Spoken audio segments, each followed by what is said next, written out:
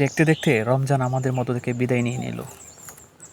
কিন্তু রমজান থেকে আমরা কি শিখতে পারলাম? প্রতি জুমাতে হুজুর বা মুয়াজ্জিন বা খতিব সাহেব মসজিদে বয়ান দিল, ইফতার পার্টি করুন, ইফতারের আয়োজন করুন, মানুষদের ইফতার করান। প্রত্যেকটা মসজিদে ইফতারের আয়োজন করা হলো, কিন্তু তার চেয়েও বেশি গুরুত্বপূর্ণ ছিল কি? প্রতিবেশীদের হক আদায় করা। আপনার প্রতিবেশী খেয়ে আছে না না খেয়ে আছে তার খোঁজখবর নেওয়া।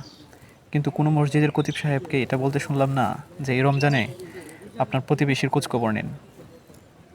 ঠিক, কিন্তু ঠিকই ওনারা বক্তব্য দিয়েছে ইফতার করান, এবং প্রত্যেকটা মসজিদে ইফতার হয়েছে, প্রতিদিন ইফতার হয়েছে, ইফতার দাওয়াত ছিল। কিন্তু প্রতিবেশী খেয়ে আছে না না খেয়ে আছে, তার কি সমস্যা, তার কি জরুরত পূরণ হলো কি না, সেটা নিয়ে কেউ কথা বললো না। আপনার প্রতিবেশী খোঁজখবর নিন, ভালো থাকুন, সুস্থ থাকুন।